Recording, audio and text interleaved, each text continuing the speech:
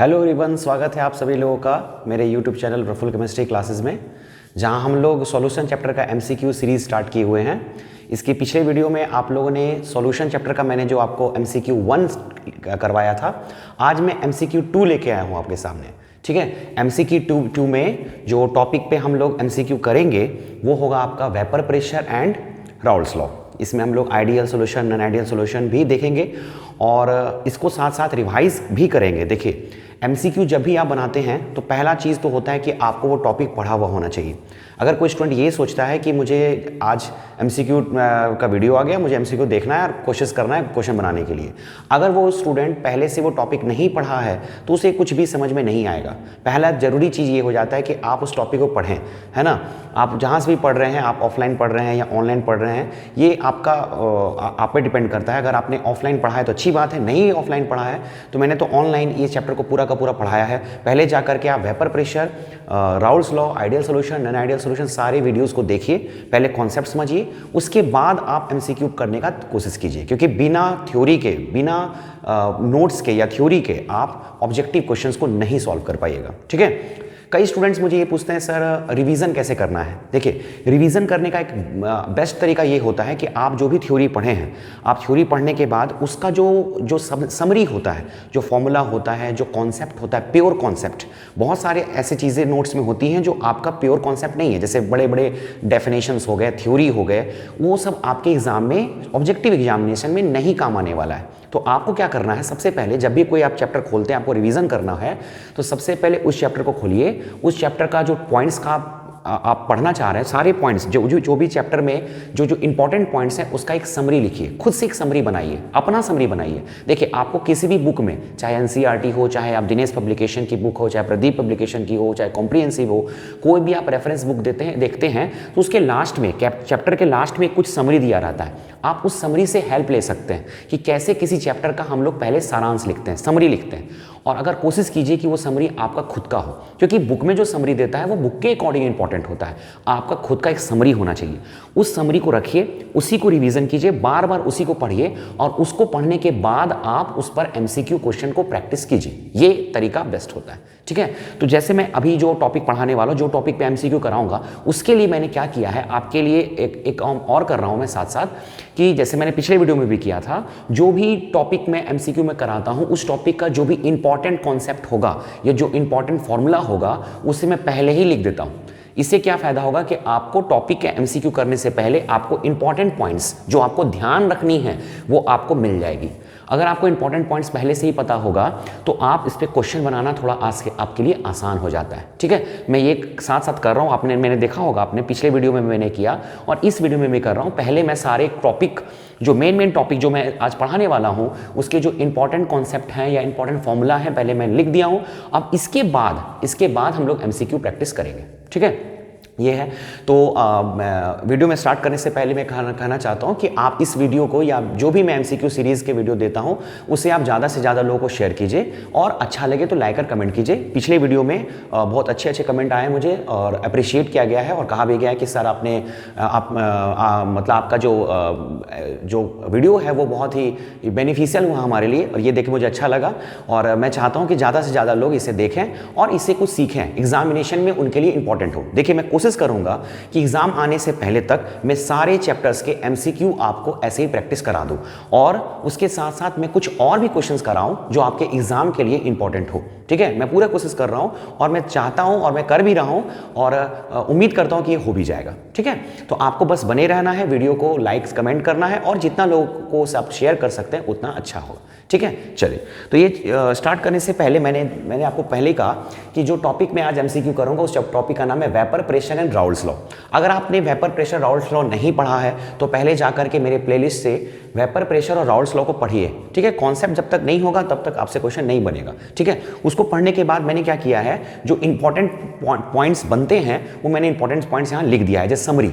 आप समझ लीजिए आपका रिवीजन भी हो रहा है, आपको रिवीजन करने की जरूरत नहीं है, आप वीडियो देखिएगा तो आपका रिवीजन भी होगा। ठीक है, देखिए, रिवीजन में मैंने क्या कहा कि वेपर प्रेशर क्या होता है, पहले ये बताया, मैं थोड़ा थोड़ा बता देता हूं, उसके बाद मैं कुछ टॉपिक पे आऊंगा। Pressure exerted by vapour at equilibrium, short में मैंने लिखा है, जब कोई लिक्विड का वेपर जब कोई लिक्विड का वेपर इक्विलिब्रियम पोजीशन पर प्रेशर लगाता है, जो प्रेशर लगाता है उसी प्रेशर को हम लोग बोलते हैं वेपर प्रेशर। आप प्रेशर कुकर का एग्जांपल ले सकते हैं। प्रेशर कुकर जो है प्रेशर लगाता है जिसके वजह से उसमें रखा दाल या चावल या जो भी चीज़ में बनाते हैं आप वो पकता है, तो वही प्रेशर आपका कहलाएगा वेपर प्रेशर। वेपर प्रेशर किन किन बातों पर डिपेंड करता है मैंने शॉर्ट में लिखा है, force of attraction, temperature and boiling point. ठीक है, force of attraction is inversely proportional to vapour pressure. मतलब अगर कोई लिक्विड का फोर्स ऑफ अट्रैक्शन ज़्यादा है तो उसका वेपर प्रेशर क्या होगा, कम होगा। अगर कोई लिक्विड का फोर्स ऑफ अट्रैक्शन कम है तो उसका वेपर प्रेशर क्या होगा, ज़्यादा होगा। क्योंकि आप समझिए अगर फोर्स ऑफ अट्रैक्शन ज़्यादा है तो उसको वेपर बनाने में ज़्यादा टेम्परेचर का खपत होगा, इसलिए इनवर्सली प्रोपोर्शनल है ना। तो कहने का मतलब क्या है, वेपर जल्दी बनेगा नहीं। अगर फोर्स ऑफ अट्रैक्शन ज़्यादा है तो वेपर जल्दी बनेगा नहीं, वेपर प्रेशर भी लेट से बनेगा। इसका मतलब force of attraction vapour pressure का इनवर्सली प्रोपोर्शनल। सेकंड है टेम्परेचर। टेम्परेचर बढ़ाने पर वेपर प्रेशर बढ़ता है, ये तो आप लोग जानते होंगे। प्रेशर कुकर का आप टेम्परेचर अगर बढ़ा देते हैं तो वेपर जल्दी बनता है ना, तो जितना ज़्यादा टेम्परेचर उतना ज़्यादा वेपर प्रेशर। तीसरा boiling point. Boiling point vapour pressure का इनवर्सली प्रोपोर्शनल होता है। जब कोई लिक्विड जल्दी बॉयल करता है तो वेपर प्रेशर जितना जल्दी बॉयल करेगा वेपर प्रेशर उतना ज़्यादा लगाएगा, यानी कि जितना कम बॉइलिंग पॉइंट होगा उतना ज़्यादा वेपर प्रेशर लगाएगा। जल्दी बॉयल करने का मतलब बॉइलिंग पॉइंट कम, और बॉइलिंग पॉइंट कम तो वेपर प्रेशर ज़्यादा। अगर कोई लिक्विड का बॉइलिंग पॉइंट ही ज़्यादा है मतलब उसको वेपर बनने में टाइम लग रहा है, यानी कि बॉइलिंग पॉइंट ज़्यादा तो वेपर प्रेशर कम, और बॉइलिंग पॉइंट कम है तो वेपर जल्दी बना रहा है, यानी कि वेपर प्रेशर ज़्यादा। Boiling point is inversely proportional to vapour pressure. इसके बाद आया था राउल्ट लॉ, बहुत इंपॉर्टेंट है आपके लिए। राउल्ट लॉ में कहा गया कि अगर कोई लिक्विड में, अगर आपको कोई लिक्विड के अंदर, कोई सॉल्यूशन के अंदर सॉल्यूट सॉल्वेंट दोनों प्रेजेंट है और दोनों का दोनों अगर वोलाटाइल है, वोलाटाइल का मतलब दोनों वेपर में बदलने लायक है, तो उसका जो वेपर प्रेशर होगा वो उसके मोल फ्रैक्शन के प्रोपोर्शनल होता है, यानी कि PA proportional to XA and PB proportional to XB। PA equal to P nought XA। Proportionality से इनको हटाते हैं तो एक कांस्टेंट देते हैं जिसको हम लोग लिखते हैं P नॉट A। ये P नॉट A बताता है कि वही लिक्विड अगर अकेला होता, वो लिक्विड, वो सॉल्वेंट, A से मैं सॉल्वेंट को रिप्रेजेंट करता हूँ, B से मैं सॉल्यूट को रिप्रेजेंट करता हूँ। अगर वही लिक्विड सिर्फ सॉल्वेंट होता, यानी कि सिर्फ पानी होता, अगर सिर्फ पानी होता, उसमें सॉल्यूट मिला हुआ नहीं रहता, तब जो सॉल्वेंट का वेपर प्रेशर होता उसे मैं लिखता हूँ P नॉट A, मतलब vapour pressure of pure solvent. उसी तरह से P नॉट B क्या है, vapour pressure of pure solute. PB क्या है, वेपर प्रेशर ऑफ सॉल्यूट, और P नॉट B क्या है, vapour pressure of pure solute. PA क्या है, वेपर प्रेशर ऑफ सॉल्वेंट, और P नॉट A क्या है, vapour pressure of pure solvent. तो ये हो गया। और PS बराबर क्या होगा, PA प्लस PB, यानी कि PS बराबर होगा P nought XA plus P not B XB। ठीक है, अब देखिए ये तो तब है, ये सारा चीज तब है जब दोनों कंपोनेंट वोलाटाइल हो, मतलब दोनों कंपोनेंट वेपर में बदलने लायक हो तब। लेकिन अगर कोई सॉल्यूशन में सॉल्यूट आपका नॉन वोलाटाइल है, सॉल्यूट वेपर में बदलने लायक नहीं है, सॉल्यूट अगर वेपर में नहीं बदल रहा है ना, तब आप मान के चलिए जब सॉल्यूट नॉन वोलाटाइल है, यानी कि PB आपका हो गया खत्म, PB हो गया आपका जीरो, कि जब ये वोलाटाइल ही नहीं है, वेपर में बदलने लायक ही नहीं है, तो वेपर प्रेशर क्या लगाएगा, ये वेपर प्रेशर जीरो लगाएगा, यानी कि PB का वैल्यू क्या हो जाएगा, जीरो। मतलब सारा कुछ ऊपर वाला ही है, सिर्फ PB को जीरो कर देना है। तो PB यहां मैंने नहीं लिखा, तो PS बराबर PA प्लस PB होता है, ये तो यहां भी लिखा है मैंने, लेकिन PS बराबर सिर्फ PA और लिखा है, PB का वैल्यू कितना रख दिया, जीरो, क्योंकि नॉन वोलाटाइल सॉल्यूट है ना, सॉल्यूट तो वोलाटाइल है नहीं, तो उसका वेपर प्रेशर जीरो होगा। तो PS बराबर PA का वैल्यू तो मैंने लिखा है P नॉट XA, तो PS बराबर P नॉट XA, ये हो गया। तो ये हो गया आपका राउल्ट लॉ दो फॉर्म में। ये फॉर्म तब लगेगा आपका जब दोनों कंपोनेंट वोलाटाइल हो, और ये कब तब लगेगा जब सॉल्यूट नॉन वोलाटाइल हो और सॉल्वेंट वोलाटाइल हो। ठीक है, चलिए अब आता है आपका ideal solution.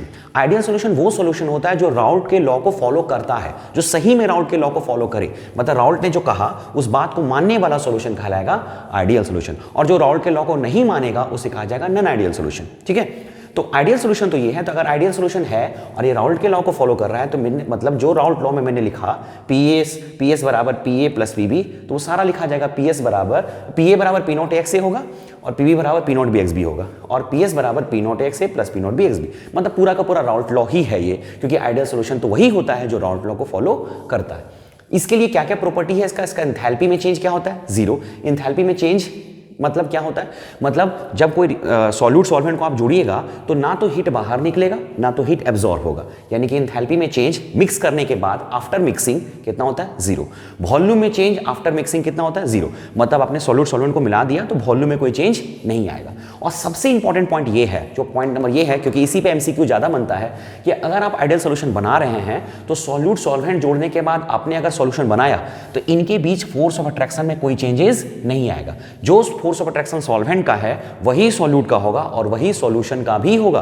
Force of attraction में कोई चेंजेस नहीं आएगा, ठीक है, इस बात को ध्यान रखिएगा।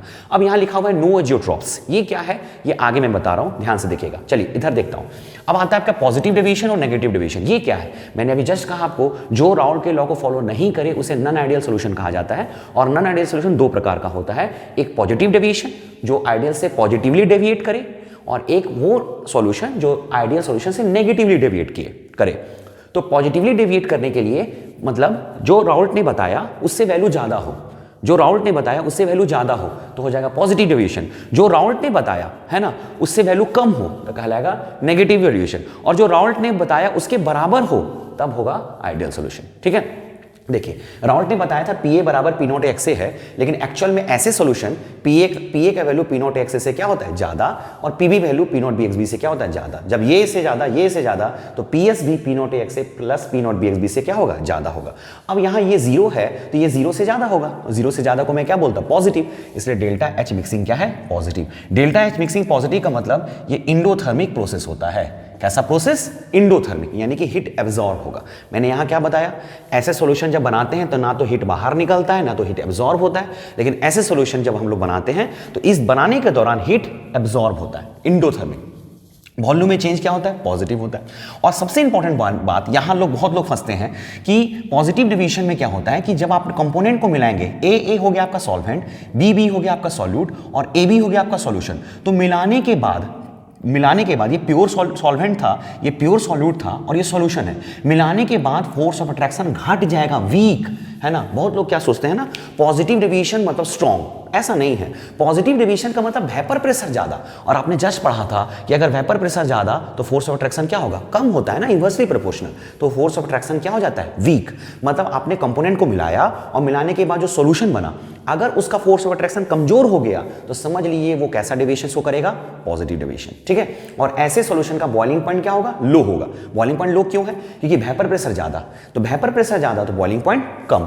और ऐसे सॉल्यूशन को कहा जाता है मिनिमम बॉइलिंग एजोट्रॉप्स। ये मिनिमम बॉइलिंग एजोट्रॉप बनाता है, मतलब मिनिमम बॉइलिंग ही समझ लीजिए आप, बॉइलिंग पॉइंट क्या होता है कम, तो इसलिए लिखा हुआ है मिनिमम बॉइलिंग, ठीक है। और यहाँ पे कोई एजोट्रॉप नहीं बनाता है। मिनिमम बॉइलिंग करने का मतलब वेपर प्रेशर ज्यादा तो बॉइलिंग पॉइंट इसका क्या होगा कम होगा। एजियोट्रॉप्स क्या है, अगर ये जानना है आपको तो मेरे आप प्लेलिस्ट है, आप एजियोट्रॉप को समझ लीजिए क्योंकि बड़ा चीज होता है। मैं इस छोटे से वीडियो में मैं नहीं चाहता हूं कि इतने बड़े टॉपिक को एक्सप्लेन करो, क्योंकि मुझे एमसीक्यू भी प्रैक्टिस कराना है। उसके बाद आता है आपका नेगेटिव डेविएशन। नेगेटिव डेविएशन के लिए क्या क्या इंपॉर्टेंट पॉइंट है, सब कुछ वही चला, P A P not X A से कम होगा, P B P not B X B से कम होगा, P S P not X A plus P not B C के कम होगा, डेल्टा एच मिक्सिंग नेगेटिव होगा, डेल्टा भी मिक्सिंग नेगेटिव होगा, और मेन बात ए बी बी और ए बी जो बनेगा वो क्या हो जाएगा स्ट्रॉन्ग, यानी कि मिलाने के बाद फोर्स ऑफ अट्रैक्शन क्या है स्ट्रॉन्ग।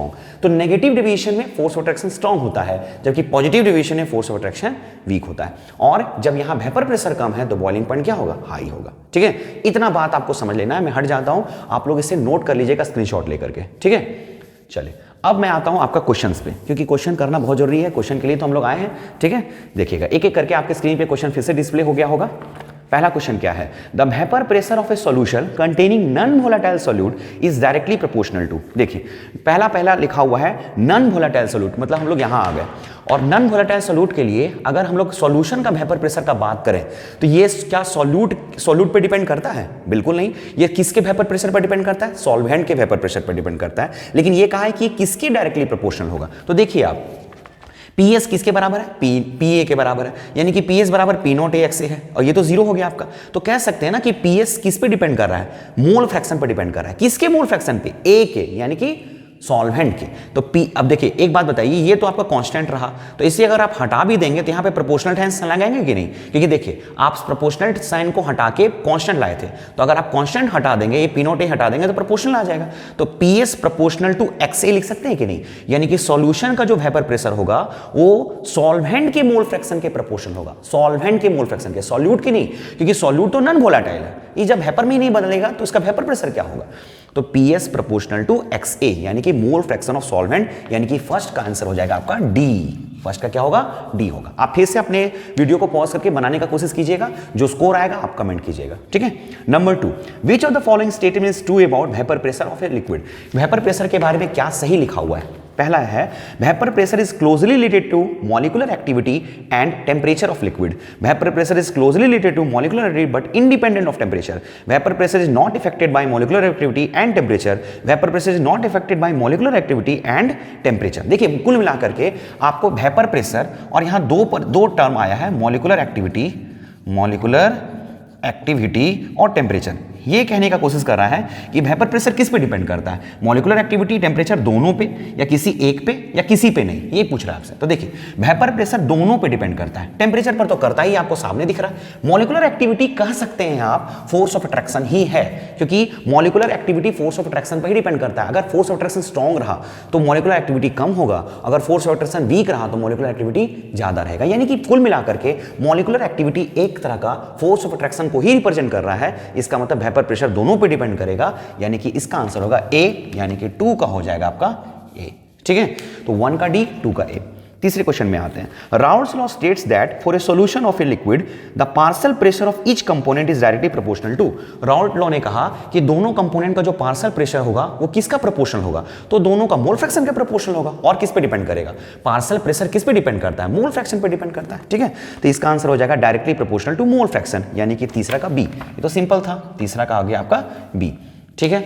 अब आते हैं फोर्थ क्वेश्चन। फोर्थ क्वेश्चन आपका एक न्यूमेरिकल है, ठीक है। उस न्यूमेरिकल को हम लोग सॉल्व करते हैं, ठीक है। देखिए फोर्थ क्वेश्चन आपका एक न्यूमेरिकल, ठीक है। देखिए बहुत सिंपल सा न्यूमेरिकल है।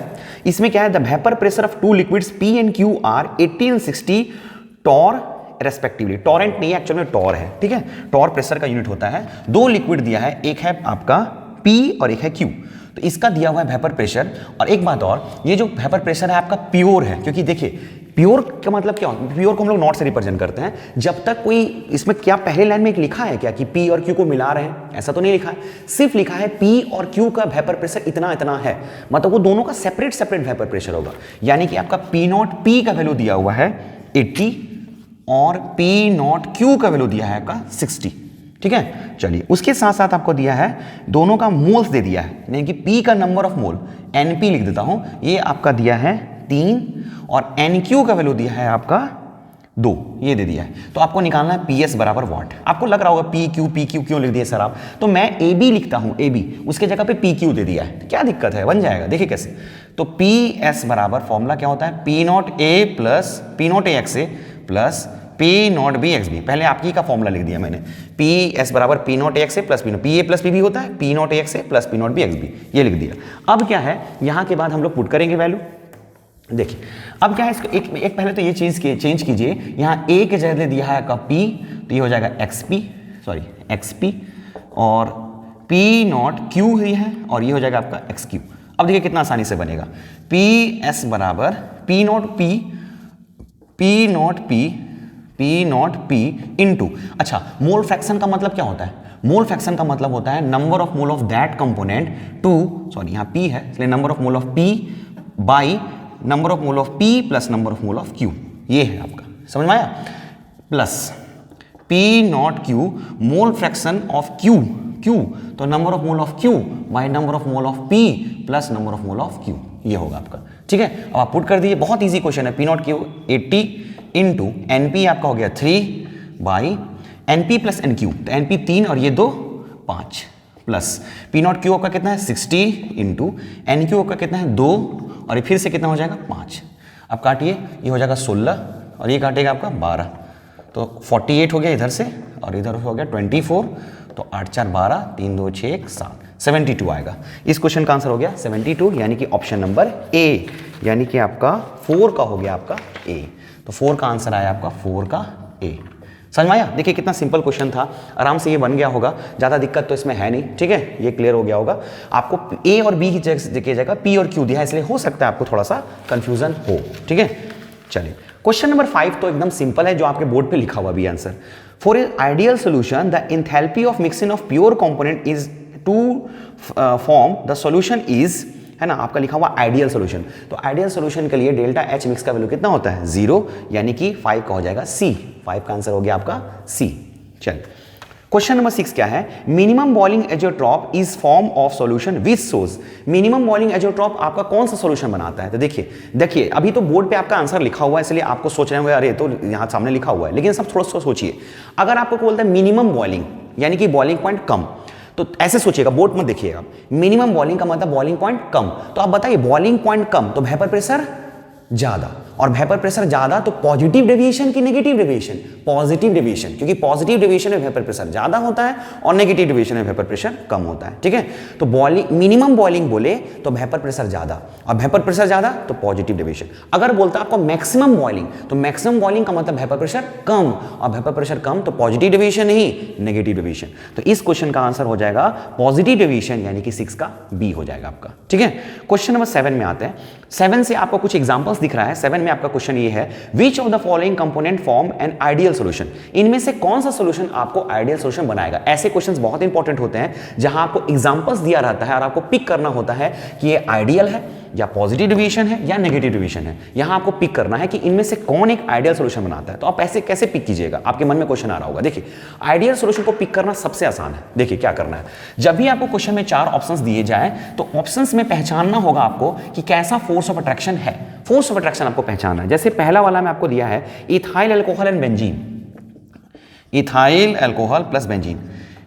एग्जाम्पल आपको रटना नहीं है। अगर आप एग्जाम्पल रटने का कोशिश कीजिएगा तो बहुत एग्जाम्पल बन सकते हैं। इथाइल अल्कोहल का फॉर्मूला होता है C2H5OH और बेंजीन का फॉर्मूला होता है C6H6। देखिए, पहला तो जान लीजिए आइडियल सॉल्यूशन के अंदर ये और ये सेम फोर्स ऑफ अट्रैक्शन का होता है और ये भी सेम होता है। तो पहले देखिए, ये बेंजीन आपका है नॉन पोलर और इथाइल अल्कोहल में O भी है और H भी है। जब दोनों चीजें तो इसके पास बन जाएगा हाइड्रोजन बॉन्डिंग।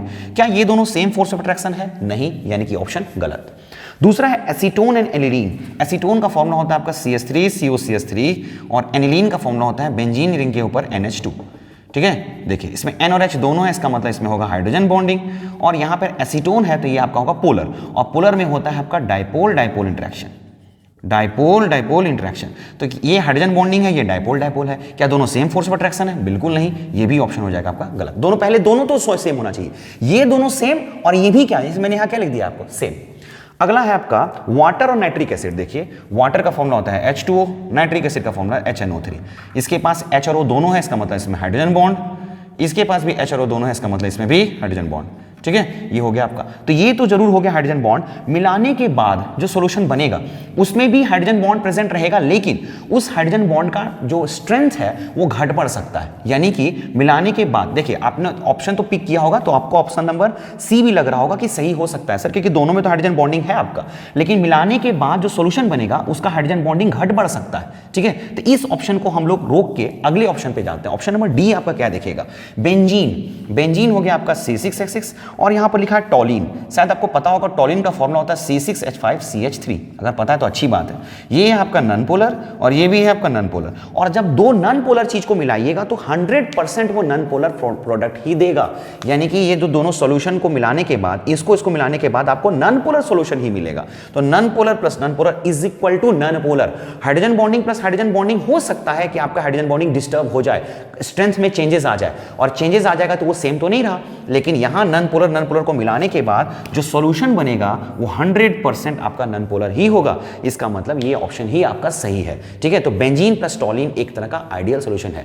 अगर आपको एग्जांपल रटा हुआ है, कुछ स्टूडेंट को एग्जांपल याद होता है तो याद है तो बेस्ट है, नहीं भी याद है तो भी आप, है ना, आप इस तरह से जैसे मैंने ऑप्शन पिक किया वैसे आप पिक कर सकते हैं। ठीक है, क्वेश्चन नंबर 8 क्या है, Which of the following shows negative deviation from Raoult's law? फिर से आपको ऑप्शन पिक करने वाला क्वेश्चन आया। नेगेटिव डिवीजन कौन सा सॉल्यूशन शो करता है आपको? नेगेटिव डिवीजन, पॉजिटिव डिवीजन नहीं, इस बार नेगेटिव डिवीजन। तो देखिए, जब भी आपके एग्जाम में आया क्वेश्चन ऐसे, आपके अभी बोर्ड में तो लिखा हुआ है नेगेटिव डिवीजन का मतलब, फिर से आप सोचिए, नेगेटिव डिवीजन यानी कि वेपर प्रेशर, नेगेटिव डिवीजन का मतलब नेगेटिव डिवीजन वेपर प्रेशर कम, नेगेटिव डिवीजन वेपर प्रेशर कम, और वेपर प्रेशर कम तो फोर्स ऑफ अट्रैक्शन ज्यादा। तो नेगेटिव डिवीजन का मतलब फोर्स ऑफ अट्रैक्शन क्या? स्ट्रॉन्ग। मतलब मिलाने के बाद फोर्स ऑफ अट्रैक्शन किसमें क्या हो गया होगा? स्ट्रॉन्ग। मिलाने के बाद जिसमें फोर्स ऑफ अट्रैक्शन स्ट्रॉन्ग हो गया होगा वही आपका सही आंसर है। तो देखते हैं मिलाने के बाद किसमें फोर्स ऑफ अट्रैक्शन ज्यादा है। पहला ऑप्शन है आपका एसीटोन, CH3COCH3 और क्लोरोफॉर्म। हालांकि ये जो क्वेश्चन है ना, ये आपका डायरेक्ट मेरे नोट से है, मेरे नोट में मैंने एग्जांपल दिया भी था। ये देखिए, CH3COCH3 का स्ट्रक्चर कुछ ऐसा होता है। ठीक है, और क्लोरोफॉर्म को आप ऐसे लिख सकते हैं CHCl3। देखिए ध्यान से देखिएगा, ये आपका है पोलर और ये भी है आपका पोलर, ठीक है। पोलर का मतलब ये पोलर मॉलिक्यूल, ये भी पोलर मॉलिक्यूल, देखिए यहाँ माइनस यहाँ प्लस, और ये भी पोलर मॉलिक्यूल आपका, दोनों पोलर मॉलिक्यूल हैं, जहाँ क्लोरीन पे माइनस और कार्बन पे प्लस। अब देखिए ध्यान दीजिएगा, दोनों पोलर है, लेकिन मिलाने के बाद इन दोनों का अगर O और H को आमने सामने रखेंगे तो इन दोनों के पीछे कौन सा बॉन्ड बन जाएगा? O और H मिलके कौन सा बॉन्ड बनाता है? Hydrogen bond. मतलब जब तक मिला हुआ नहीं था दोनों, तो दोनों पोलर नेचर का था। कैसा नेचर का था? पोलर नेचर का था। पोलर का मतलब इसके अंदर डाइपोल डाइपोल इंटरेक्शन। कौन सा इंटरेक्शन? Dipole dipole interaction. जो मॉलिक्यूल पोलर होता है इसमें डाइपोल डाइपोल इंटरेक्शन होता है। ये भी पोलर था तो इसमें कौन सा इंटरेक्शन था? डाइपोल डाइपोल इंटरेक्शन था। और मिलाने के बाद ये क्या बना दिया? Hydrogen bonding. तो आपको सब मैंने सब्जेक्टिव पढ़ाते समय एक चीज बोला था, सबसे स्ट्रॉन्गेस्ट फोर्स होता है हाइड्रोजन बॉन्ड, उसके बाद वीक होता है आपका डाइपोल डाइपोल, और सबसे वीक होता है नॉन पोलर वाला। और नॉन पोलर वाला का फोर्स ऑफ अट्रैक्शन का नाम है लंडन फोर्स ऑफ अट्रैक्शन। जो नॉन पोलर मॉलिक्यूल होता है इसका फोर्स ऑफ अट्रैक्शन का नाम है लंडन फोर्स। सबसे स्ट्रॉन्गेस्ट फोर्स हाइड्रोजन बॉन्ड, उसके बाद आपका डाइपोल डाइपोल, और सबसे वीकेस्ट कौन होगा? London force. तो ये आपका पोलर था, इसका मतलब इसमें डाइपोल डाइपोल था, ये भी आपका पोलर था, इसका मतलब डाइपोल डाइपोल था। लेकिन मिलाने के बाद ये क्या बना लिया? Hydrogen bond. और हाइड्रोजन बॉन्ड कैसा स्ट्रॉन्ग फोर्स होता है? मजबूत। यानी कि पहले से ये क्या हो गया? मजबूत की कमजोर? मिलाने के पहले कमजोर था, मिलाने के बाद क्या हो गया? मजबूत, स्ट्रॉन्ग हो गया। तो मिलाने के बाद ये क्या हो गया? स्ट्रॉन्ग। इसका मतलब ये क्या है? Negative division. और यही तो पूछा है आपसे कि कौन सा सोल्यूशन इसमें नेगेटिव डिविजन शो करेगा, तो इसका आंसर हो जाएगा ए, यानी कि एसीटोन प्लस क्लोरोफॉर्म। इन दोनों को मिलाएंगे तो सोल्यूशन जो है आपका नेगेटिव डिविजन शो करेगा। ठीक है, तो 8वां का आंसर हो जाएगा ए। ठीक, question number 9, which deviation is shown by A mixture of phenol and aniline. देखिए फिर से आपका क्वेश्चन आ गया, फिनॉल और एनिलीन। देखिए आप कोशिश कीजिए, अपने से कोशिश कीजिए, फिनॉल और एनिलीन मिलके क्या बनाएगा? फिनॉल का फॉर्मूला होता है बेंजीन के ऊपर में OH, और एनिलीन का फॉर्मूला होता है बेंजीन के ऊपर में NH2। बहुत अच्छे अच्छे क्वेश्चन हैं ये। क्वेश्चन आपके सिर्फ क्या बोलते हैं, आपके टर्म 1 एग्जामिनेशन यानी कि झारखंड बोर्ड या CBSE में ही काम नहीं करेंगे। ऐसे क्वेश्चंस आपके कॉम्पिटिटिव जेईई मेंस और नीट जैसे एग्जामिनेशन में भी पूछे जाते हैं। इनफैक्ट मैंने जो क्वेश्चंस लिया है इसमें मैक्सिमम क्वेश्चन जेईई और नीट लेवल के ही हैं, इसलिए आपको कॉन्सेप्ट पे ध्यान देना है, ये नहीं देखना है कि क्वेश्चन कहां से आ रहा है। ठीक है, इसको समझना है। देखिए फिनॉल और एनिलीन मिलके कौन सा डेविएशन शो करेगा? देखिए फिनॉल में जो है आपका, वो है आपका हाइड्रोजन बॉन्डिंग, ठीक है, और ये भी है आपका हाइड्रोजन बॉन्डिंग। ठीक, तो मिलाने के बाद ये जो फॉर्म करेगा इसका हाइड्रोजन बॉन्डिंग ही बनेगा, और वो हाइड्रोजन बॉन्डिंग और स्ट्रॉन्ग हो जाएगा। देखो हाइड्रोजन बॉन्डिंग क्यों? क्योंकि इसके पास OH है और इसके पास भी NH है, तो मिलाने के बाद इसका हाइड्रोजन बॉन्डिंग और मजबूत हो जाएगा, यानी कि फोर्स ऑफ अट्रैक्शन मजबूत हो रहा है। मिलाने के बाद फोर्स ऑफ अट्रैक्शन क्या हो रहा है? कमजोर थोड़ी होगा। हाइड्रोजन बॉन्ड बनाने के बाद फोर्स ऑफ अट्रैक्शन और मजबूत हो जाएगा, और जब हाइड्रोजन बॉन्डिंग और मजबूत हो जाएगा यानी कि फोर्स ऑफ अट्रैक्शन अगर स्ट्रॉन्ग हो जाता है, तो फोर्स ऑफ अट्रैक्शन स्ट्रॉन्ग, तो कैसा डेविएशन? Negative deviation. स्ट्रॉन्ग यानी कि नेगेटिव डेविएशन, इसलिए 9 का आंसर हो जाएगा ए, नेगेटिव डेविएशन। देखना है आपको, मिलाने के बाद देखना है कि फोर्स ऑफ अट्रैक्शन स्ट्रॉन्ग होता है कि वीक होता है। ठीक है, ये सब देखिए मैं तो अभी MCQ पॉइंट ऑफ व्यू से पढ़ा रहा हूं। अगर आपको ये समझ में नहीं आता है कि फोर्स ऑफ अट्रैक्शन कैसे पहचानते हैं, कैसे स्ट्रॉन्ग हो जाता है, वीक हो जाता है, तो आप मेरे प्लेलिस्ट पे जाकर के आप, जब मैं पॉजिटिव डेविएशन और नेगेटिव डेविएशन वाला वीडियो जो है, मुझे लेक्चर नंबर याद नहीं है, आप वहां से जाकर के उसको देखिए। उसमें मैंने और बहुत सारे एग्जाम्पल्स कराए हैं, उससे देखने के बाद आपको थोड़ा ज्यादा क्लियर हो जाएगा। ठीक है, यहां तो मैं स्पेसिफिक एग्जाम्पल को पिक कर रहा हूं, वहां मैंने प्योर कॉन्सेप्ट दिया है। ठीक है, अब लास्ट क्वेश्चन आता है, if a mixture of A and B boils at a temperature lower than boiling point of either component, what kind of deviation does the mixture shows. मतलब ये कह रहा है कि A और B का एक मिक्सचर है जिसका बॉइलिंग पॉइंट A और B दोनों से कम है, जिसका बॉइलिंग पॉइंट A और B से क्या है? कम है, यानी कि बॉइलिंग पॉइंट क्या है इसका? कम। इस सॉल्यूशन का बॉइलिंग पॉइंट क्या है? कम। और बॉइलिंग पॉइंट कम है तो वेपर प्रेशर क्या होगा? ज्यादा। और वेपर प्रेशर ज्यादा होगा तो पॉजिटिव डेविएशन या negative deviation? Positive deviation. Boiling point कम, बॉइलिंग पॉइंट लो, तो वेपर प्रेशर क्या होगा? ज्यादा, और वेपर प्रेशर ज्यादा तो पॉजिटिव डेविएशन, यानी कि इसका आंसर हो जाएगा डी, 10वां का D, positive deviation from Raoult's law. ठीक है, तो ये हो गया आपका 10 क्वेश्चन। मैंने ज्यादा क्वेश्चन नहीं लिए इस पे, क्योंकि बहुत ज्यादा क्वेश्चंस बनते भी नहीं है इस पे। ठीक है, तो इस टॉपिक के मैंने 10 क्वेश्चंस लिए, उससे आपको बहुत सारा तरह से कॉन्सेप्ट समझाने की कोशिश किया, और मुझे उम्मीद है कि आपको ये कॉन्सेप्ट समझ में आया होगा। और आपको जैसे मैंने समरी लिखा है, आपको वैसे ही समरी लिखना है। ठीक है, और ऐसे ही टॉपिक को आगे पढ़ते चलना है। नेक्स्ट MCQ 3 में मैं आप लोगों को कॉलिगेटिव प्रॉपर्टी के न्यूमेरिकल्स कराऊंगा, कॉलिगेटिव प्रॉपर्टी के MCQ कराऊंगा। सॉरी, 4 कॉलिगेटिव प्रॉपर्टी है। अगर चारों, आप लोग एक काम कीजिएगा, MCQ 3 पढ़ने से पहले आप चारों कॉलिगेटिव प्रॉपर्टी को रिवीजन कर लीजिए। ठीक है, एक बार नोट्स से सारा रिवीजन कर लीजिए, या वीडियो देख सकते हैं तो वीडियो देख लीजिए। उसके बाद आप MCQ पे आइएगा तो आपको बेहतरीन समझ में आएगा। ये मेरा गारंटी है। ठीक है, चलिए तो इसको पढ़ते रहिएगा और अपना स्कोर बताइएगा। वीडियो अच्छा लगे तो लाइक और कमेंट जरूर कीजिएगा और शेयर कीजिएगा। ठीक है, थैंक यू।